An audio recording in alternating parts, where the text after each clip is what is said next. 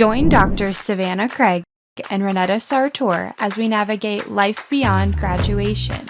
Real conversations about forging our own paths in our early years in our careers. There's a reason it's called practicing dentistry. All right. Welcome back to another episode of Beyond Graduation. I'm Savanah Craig. And I am Ronnetta Sartor. Welcome back. This week we are talking, it's a big topic, but we're going to call it Associateship 101. A little bit about how we found our associateships, it's our experience. We've got nothing else for you, but we'll share as best we can about the wild world of life after dental school, as always. So, Ronnetta, you had the reputation in your residency class, and it continued to stick with you even when I was in residency, about just how many job interviews Ronnetta went on in residency. I know. I think, well, a little bit of background. I think I went on so many of them is because I didn't have the words to describe what I was looking for. It was more so a gut feeling. Yes. Like once I was in it, like once I was in the place I was supposed to be, or went on an interview and heard all that the opportunity had to offer, I would just know. And so, to your point, it sounds so woo-woo, but it's so true, because I had the same experience when I interviewed, and our attendings in residency told me that, and I was like, and they're like, you'll walk in the door and you'll know if it's a comfortable place for you. You'll know. So it's funny because, residency starts July, end of June, beginning of July. So I interviewed from October to April. And I went on so many of them that by the time I got to the last interview that I went on, I knew with clarity what I didn't want. Yes. And for me, that was as important as like having a clear description of what I wanted. Yep. And so my last interview in April ended up being the place that I called home for almost 5 years. And what I was looking for in a residency, I know it now, but I didn't know it then. I was looking for mentorship. I was looking to be able to expand all of the things that I learned in my residency program. And, Savanah and we did our residency at different times, but at the same institution, which it's now Prisma Health in Columbia, South Carolina. When I went, it was Palmetto Health Richland in Columbia, South Carolina. But, we learned about IV conscious sedation. We learned about, 3D dentistry, and it's at my point, it was in its early phases, right? And CEREC and implants and surgery and right, all of those things. We did it all. Right. It was important to me to step into an associateship, not only where I'll be able to expand it, but where if I failed, I had someone to help me, or someone to bounce ideas off of, so that I wouldn't fail and I could be the best that I could be for my patient. So it ended up working out. Like, what about you, Savanah? What was your process? You have an interesting perspective because you were in South Carolina and then was moving back to Ohio. Yeah, that makes going on interviews pretty challenging. To be totally fair. It was nice though, because I didn't go on that many interviews, but I talked to a lot of people. I did a lot of phone interviews, which honestly was cool in some ways, because it was a good excuse to be like, let me feel it out over the phone, because it's going to be such a big commitment to take time off residency to go back to Ohio and all of those things. But just like you, I wanted to use all of the skills that I learned in residency. So that was super important to me. It ended up being a lot more of a gut decision than a brain decision, which, as dentists and science backgrounds and those sorts of things, you don't expect your job interview to be such a emotional decision, but it kind of was. Just where you feel like you fit, where you felt like you were heard. The other thing that was really important to me, in the end, it came down to two pretty similar, at least on paper, practice styles of big group practice, because I knew I really wanted to do the surgery and the IV sedation and those sorts of things, and wanting one of the practices really was strong in everybody here practices how we want you to, and that can be a really awesome experience for some people. But I had just spent a year learning to practice how I wanted to practice and with the skills that I had worked really hard to learn. And so to come into a practice and change all of that was not something I was interested in. Where the job I ended up in, they were very open to collaboration and letting me use the skills that I had gained and expand on them, and offering CE and mentorship, but also giving me the room to implement the whole IV sedation thing in a practice that didn't have it at the level that I'm now doing it. And so finding that nuance between support and mentorship and also allowing you to practice the way you wanted to practice. And that's thankfully the job that I found. What you said is amazing, and it's very true. One of the questions that came to me while you were speaking was, what questions did you ask in your interview processes to get to the bottom of, the one practice kind of want you to be cookie cutter and do things their way. Yeah. Versus, knowing, okay, what questions did you ask the owners and because I'm sure you spoke with the team as well. Yeah. Part of that was just slowly in the interview process, I have training in implant placement. What systems do you use? I'm more familiar with this one. Would it be possible to implement that in the practice? Coming at, as you ask more questions of how do you do this? Is there any possibility of changing? This is what I'm familiar with. Or, oh, I see that you do that this way. What training would be available to me to get on board with that? And those questions help you sort of suss out what's possible. The other thing I was really fortunate in the interview process was having other mentors and docs who had done the interviews and gotten associateships, and our residency directors telling me to ask for things that I didn't even know I could ask for. And the more questions you ask of an owner, the more you understand their perspective on an associate, I guess is the best way to say it.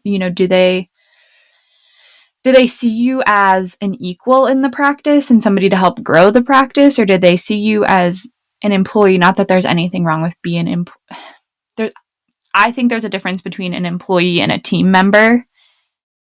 And even though those are on paper the same thing, the way you talk about the other team members is really telling. Mm-hmm. So I didn't know that you could ask for them to pay for your scrubs, because that's technically something required of your employment. And if you're a W-2 employee, they have to provide you a lot of the things, required for working in the office. Mm-hmm. So that was one that I had mentors tell me to ask for. Asking for help covering like my DEA license, or paying towards malpractice, paying towards all of these things. And just, again, the more questions you can ask of somebody, the better feel you're going to get for. And it's not always going to be a yes, right? That would be crazy. But you at least understand, hey, we can't do this, but we'll help you in this area, and those sorts of things. Yeah, I think in addition to what you said, listening for the responses and whether there is room to negotiate. Oh, yes. Because if everything you ask is immediately shut down, depending on your personality, it may or may not be the place for you. Yeah. And you and I have kind of talked about this before, but when I was always taught that when you go on an interview, you know, you're not the only person being interviewed. You're interviewing them as well Most to get definitely. more information to see if it's a right fit for you both. Correct. And I think you made an excellent point when you talked about what or how the owner doctor views the associate. You know, are you just going to be their cash cow to bring money? You know, and it's not to be mean, but like, are you just there to make them money, or are you there to be, you know, an awesome team member? One thing I love about Dr. Rice is that he always says that a mentorship goes both ways, right? Yeah. The mentee learns from the mentor, and the mentor too learns from the mentee. It should make you both better. Yeah. I think the other point, not just is the associate the cash cow, is the associate just the person they're going to dump all the crap on? Very true. So back to our point about questions, one of the questions that I was told to ask is, you know, how are the new patients divvied up? Yep. If you're in a group practice, if it's something that I treatment plan, and am I going to be the one to see that patient?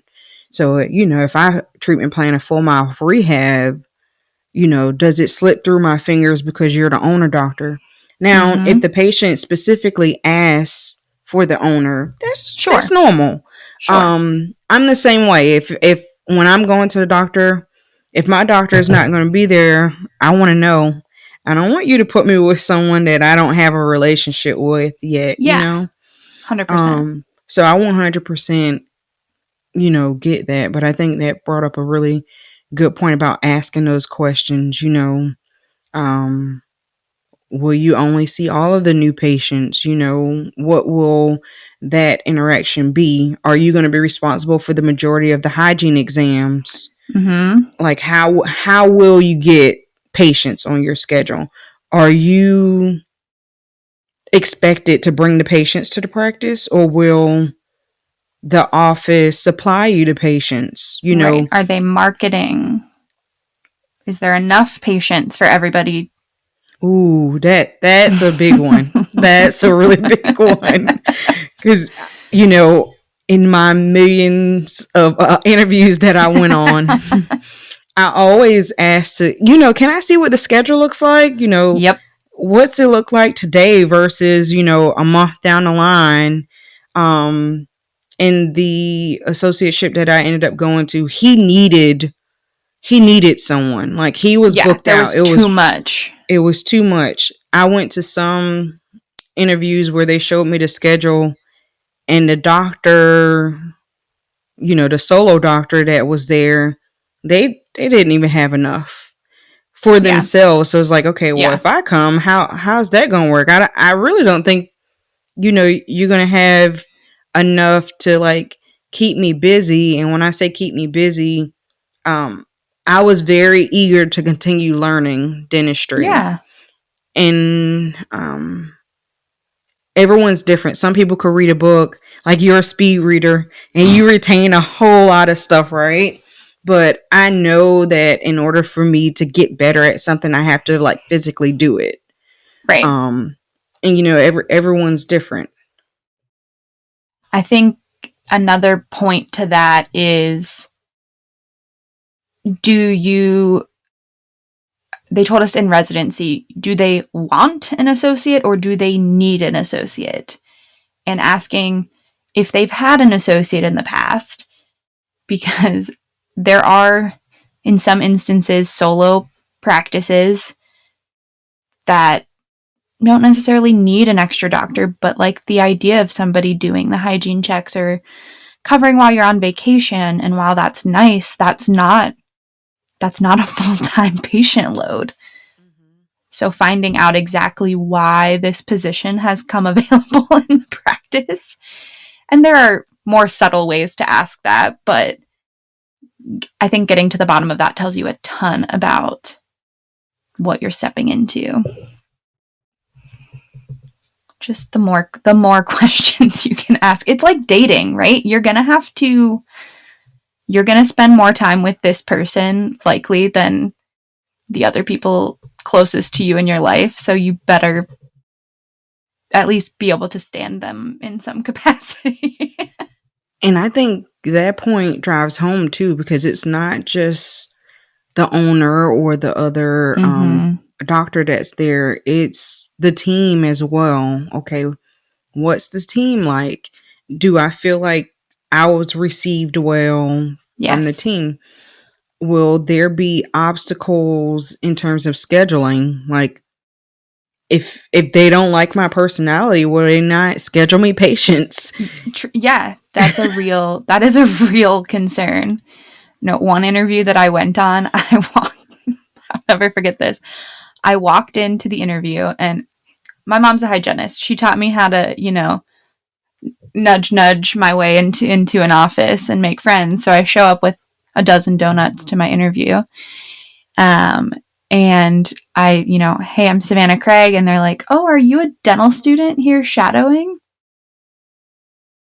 And I said, no, I'm here to interview as an associate doctor. And they were like, oh, they had no idea I was coming. And it was just such a yucky feeling. And then everyone I encountered, they were like, oh, are you here shadowing? And I'm like, somebody send out an email or a text message that I'm trying to get a job. I'm just going to say it's because you look so young. Sure. It's no way that you could be a dentist. Like, can you imagine you show up to an interview and nobody knows that you're trying to interview for a job? That was your first impression. Yeah, and it was lasting. It was a bad first impression. It was very lasting. So, I mean, as a tip to all you owners out there trying to hire an associate, just put a block on the schedule. Let people know that somebody's coming to interview. It's very awkward otherwise. What would you say are some other really important things to maybe ask about? I think trying to sneak away from the owner doctor and talk to team members. Find out how long they've been there. Find out how they feel about their job, that sort of thing. Another, I didn't have to ask the question because my current boss was very forthcoming about it, but will I have my own team? Will they be trained and ready for me, or are we sharing team members? Because I've heard some stories from colleagues and classmates where they don't hire another assistant or another EFTA, and there's some wild things going on out there, but that can be super awkward if the owner doc is running behind and there's not enough rooms, or rooms aren't being turned over because there's not enough team members to support you. It's not just about enough patients. The whole thing has to be ready for another doctor. Mm-hmm. I think understanding your other benefits. Health insurance, is it an option? What does that premium look like? Those sorts of things. Pay structure. Being really careful about, they call them draws, and like how you're actually paid, what that looks like. Oh, another big one that I never knew about until thankfully my attendings in residency sat me down. A lot of times you're getting paid a percentage of collections. What is the actual collection amount every month? Or are they collecting above 90% of what you're producing? Because even if they're telling you get 50% of collections, if nobody's actually collecting any money, you get 0% of yeah. 50% of zero. So there's just a lot of nuances and just trying to collect as much data as possible. Also, because when you ask an owner for that information, if they're weird about giving it to you, that's a pretty good sign too. Exactly. The only other thing I would probably add is because you and I, we're pretty big on it, but continuing education. Yeah. And like, whether they'll pay for, whether you guys will go together, that sort of thing is really important as well. And the other thing I didn't ask about, but was fortunate enough that my current position is big on is, will you let me bring my team with me? I've implemented IV sedation, and if I couldn't have taken my team with me to those trainings, we would have managed, but it would have sucked. And so you would have had to come back and try to train them.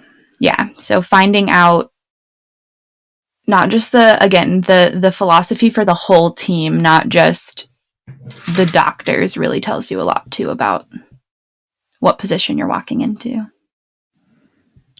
Well, I think this has been a great episode on Associateships 101.